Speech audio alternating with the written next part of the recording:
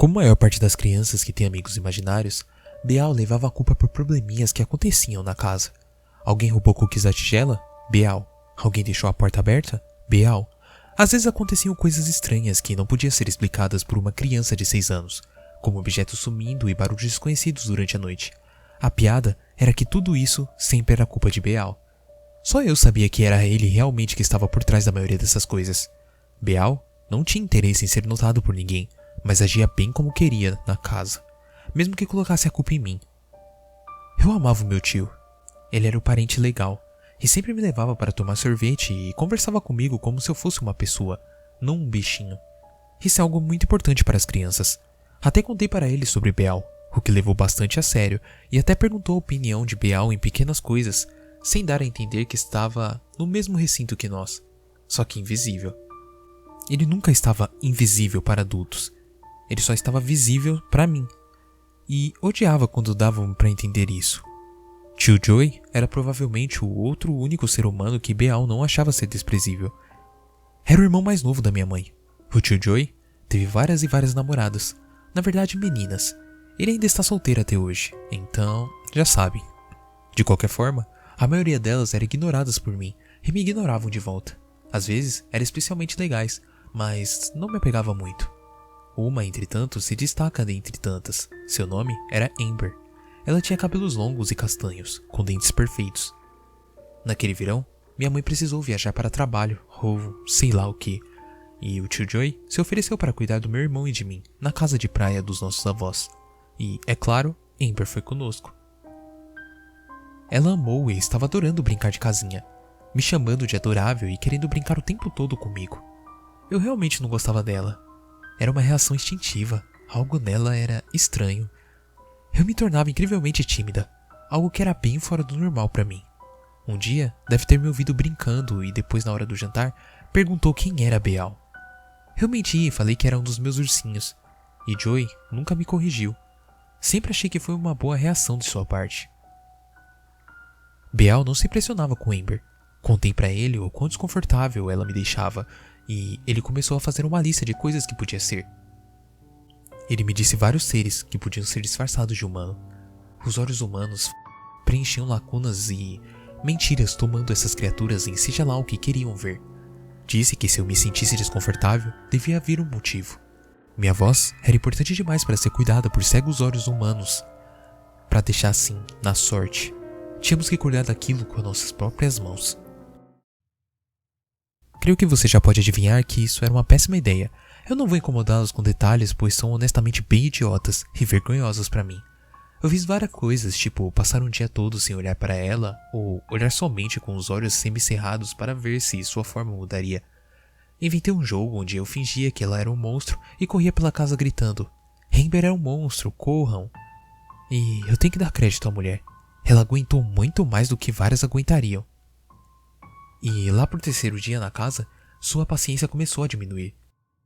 Temendo uma punição pior do que o rei do lugar quieto poderia dar, pior ainda era ver o olhar de frustração e vergonha no rosto do meu tio, que fez com que eu desistisse desses joguinhos. Eu cheguei à conclusão que se Amber realmente fosse um monstro, ela iria me machucar. Eu teria que esperar e pensar algo dado no momento. Entretanto, eu tenho certeza que Beal não era de desistir tão fácil. Me lembro de ouvi-la gritar do quarto onde ela e Joey estavam ficando. Algo sobre meu colar ter sumido, o que tinha certeza que eu tinha pego. Eu tinha pego o ódio dela. Eu era uma criancinha bizarra com a porra de um amigo imaginário fudido da cabeça. Era bem coisa minha fazer algo do tipo. Joey falou que aquela acusação era ridícula, mas, algum tempo depois, me levou até a praia e perguntou se eu estava com o colar de Amber. Era realmente importante para ela e não estava encontrando. Eu falei verdadeiramente que não estava comigo. Então, ele me perguntou se Beal tinha feito algo com a joia. Foi aí que percebi que Joey não acreditava na verdade de Beal. Ele só estava rindo pelas minhas costas, como todo mundo.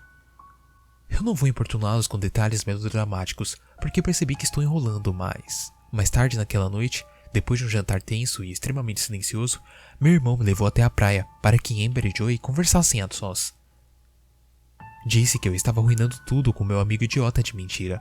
Falou que Joey merecia ser feliz, e não que tudo desse errado, que nem aconteceu com mamãe e papai. Eu concordava com ele, na verdade.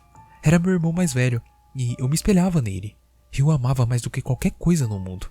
Muito mais do que o rei do lugar quieto. Então, foi nesse dia que eu e Beal brigamos feio. Eu o acusei de pegar o colar e arruinar com tudo. Ele falou que os caçadores de verdade pegavam o que queriam. A memória do que aconteceu com Fuzzy ainda estava fresca na minha mente.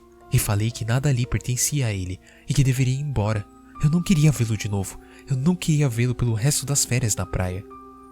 Quando voltamos, passei a maioria das noites chorando e me sentindo solitária. Mesmo tentando esconder. Parecia idiota ter rompido com o meu amigo imaginário por causa de um colar. Mas é claro que era mais do que isso. Além do mais, eu tinha dito para mim mesma que era o momento de crescer.